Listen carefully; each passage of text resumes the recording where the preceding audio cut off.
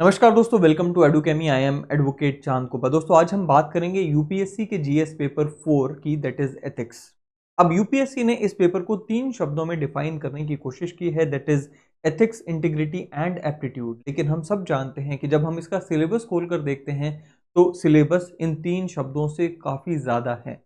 बहरहाल आज हम इस सिलेबस की बात नहीं करेंगे। आज हम एथिक्स शब्द को डिफाइन करेंगे और समझेंगे कि इसका मतलब क्या है।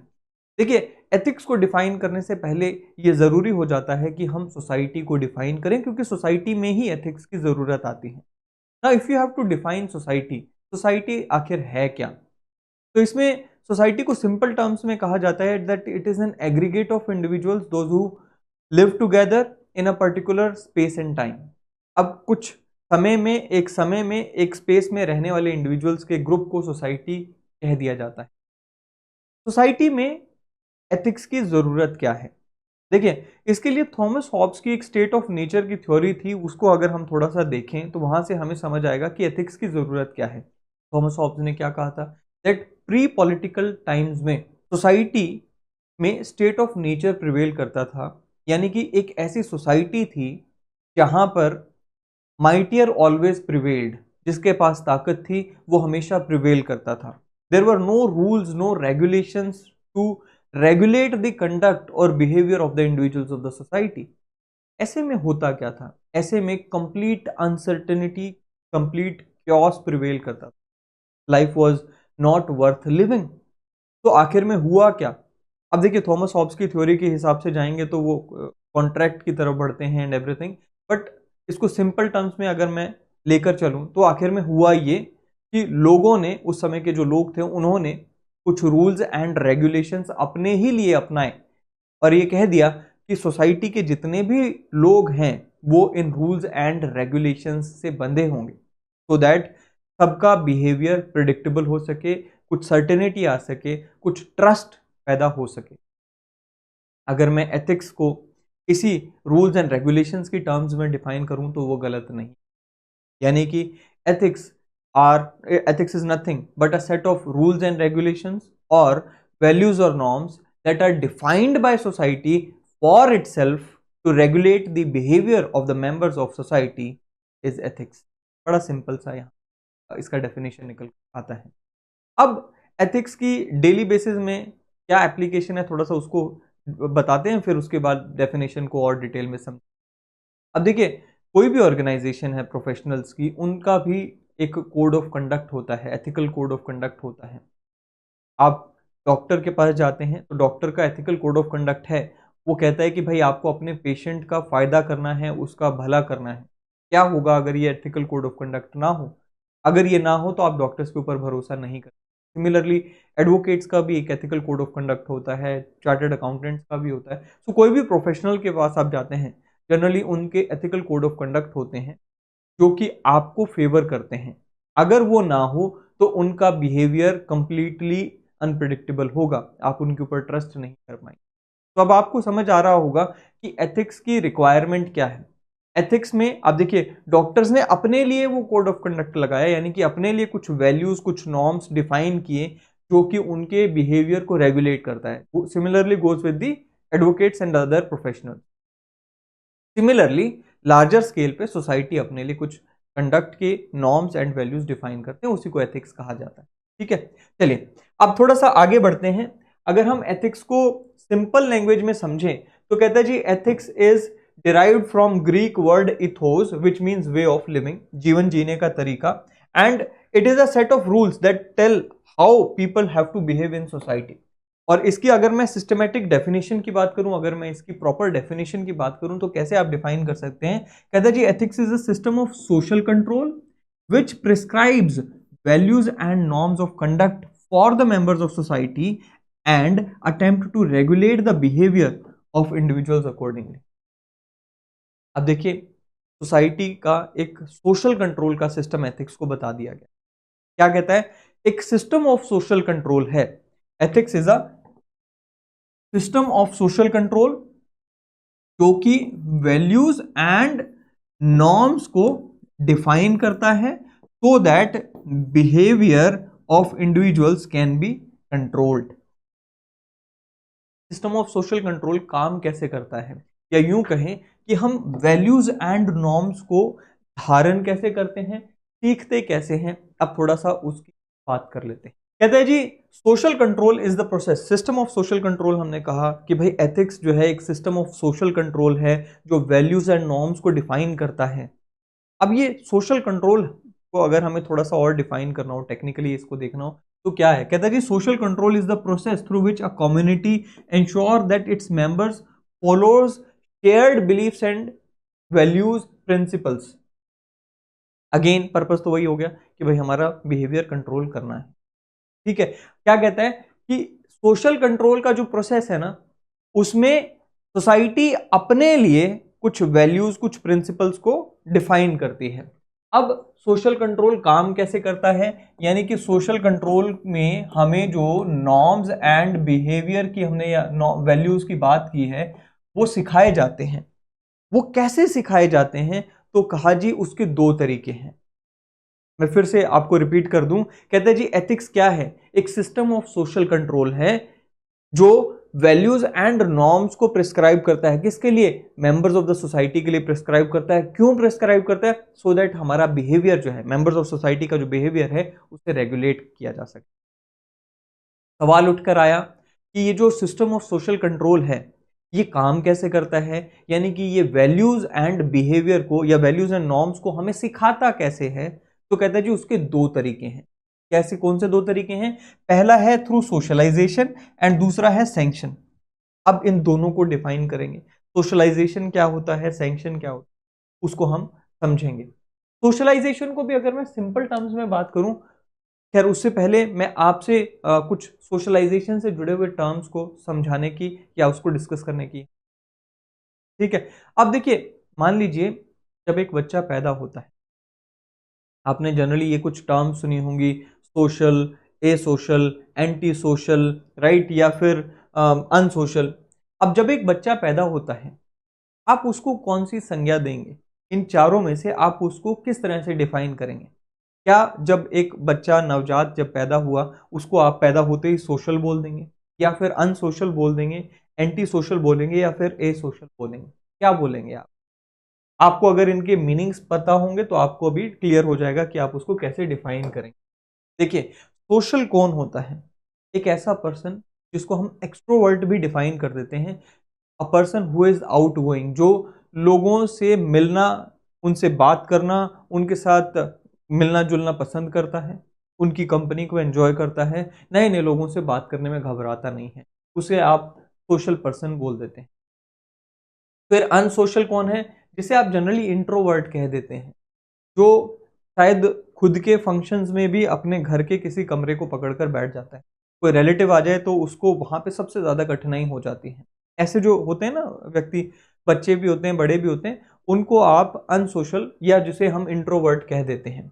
एंटी सोशल, समाज विरोधी तत्व जिसको आप कह देते हैं, जो अपनी इस तरह की एक्टिविटीज को करना प्रेफर करते हैं which are not in the interest of the society और which are against the interest of the society, right.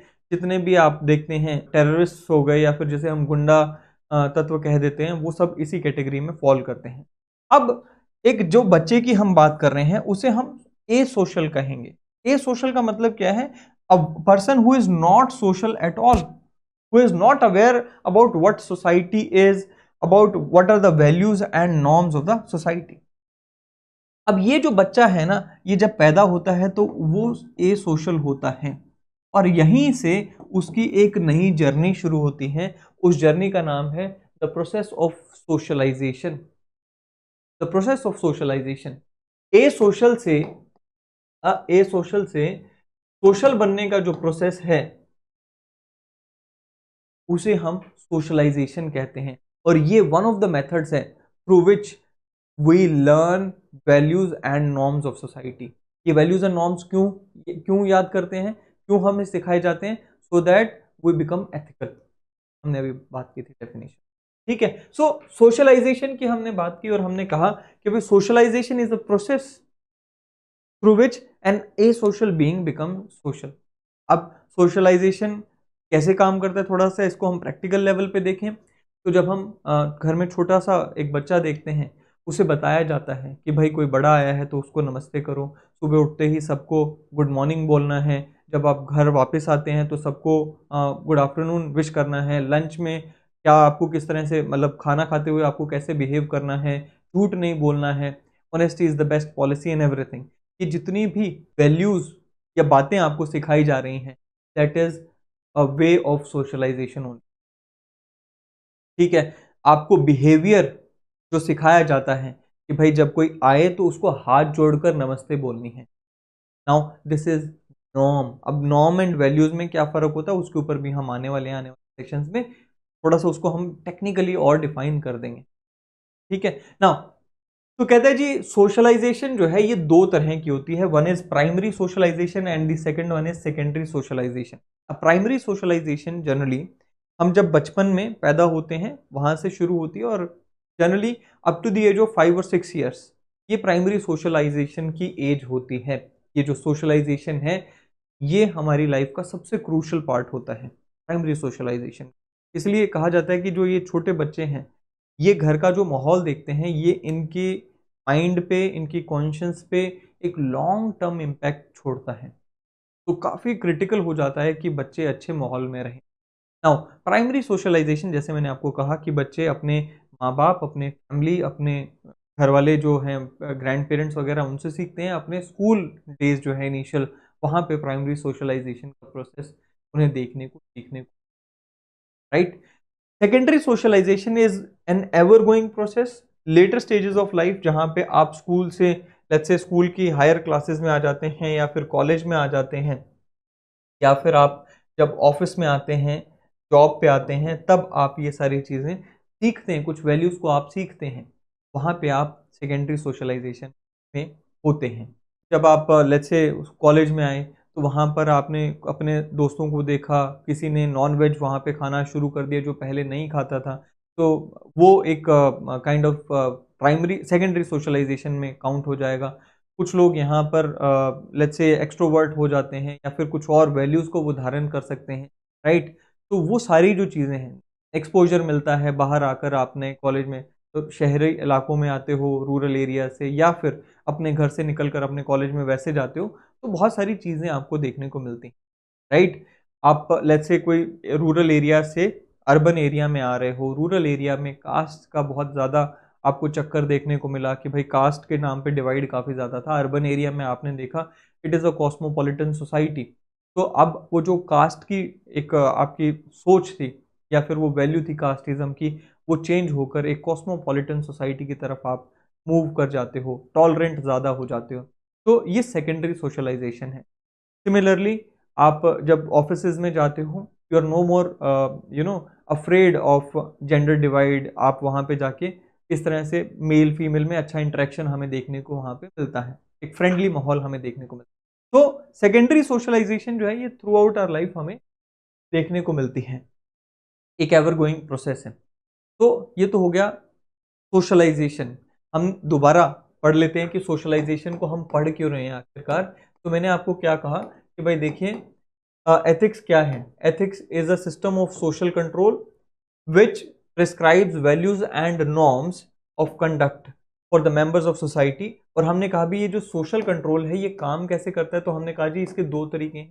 पहला है सोशलाइजेशन एंड दूसरा क्या है, सैंक्शन। सोशलाइजेशन हमने पढ़ लिया, अब हम सैंक्शंस की बात कर लेते हैं। सेकेंड टूल कहता है जी सैंक्शन है। Society rewards for the ethical behaviour but it also punishes for the unethical behaviour. वो हो गया सैंक्शंस। ठीक है, तो आपको रिवॉर्ड करा जाता है जब आपने कुछ अच्छा किया, तो आपके पेरेंट्स भी आपको क्या करते हैं, आपको प्रेज करते हैं, आपके दो लोगों के सामने तारीफ करते हैं। जब आप कुछ गलत करते हैं तो आपको पड़ती है, राइट। आप बड़े होकर कुछ गलत करते हैं तो आपको हो सकता है जेल जाना पड़े, पुलिस की तरफ से आपको रिमांड किया जाता है, कोर्ट की तरफ से रिमांड। तो this is the second way of learning values and norms. तो ये दो तरीके से हम जो हमारा सोशल बीइंग का सफर है वो तय करते हैं। हाँ, अब आखिरी स्लाइड की तरफ बढ़े तो हम बाद में देखेंगे। यहाँ पर हम सोशलाइजेशन को थोड़ा सा दोबारा से एक रिवाइज कर लेते हैं, एथिक्स को ही इनफैक्ट रिवाइज कर लेते हैं। क्या कहता है जी, ethics is a system of social control, एक सोशल कंट्रोल का सिस्टम है जो कि किस तरह से काम करता है, जो कि हमें वैल्यूज एंड नॉर्म्स प्रिस्क्राइब करके हमारे बिहेवियर को रेगुलेट करने का काम करता है। अब ये जो वैल्यूज एंड नॉर्म्स को प्रिस्क्राइब किया जाता है और हमें सिखाया जाता है, इस प्रोसेस को हम सोशलाइजेशन कह देते हैं, या फिर यूं कह दें कि ये जो वैल्यूज एंड नॉर्म्स हमें सिखाई जाती हैं, ये दो तरीके से सिखाई जाती हैं। One is through socialization and other is through sanctions. तो ये थी एक एथिक्स की डेफिनेशन। आई होप कि ये आपको पसंद आएगी, समझ आएगी। मैंने बहुत ही सिंपल टर्म्स में इसको आपको समझाने की कोशिश की। नेक्स्ट वीडियो में, नेक्स्ट सेशन में फिर एक बार मुलाकात होगी।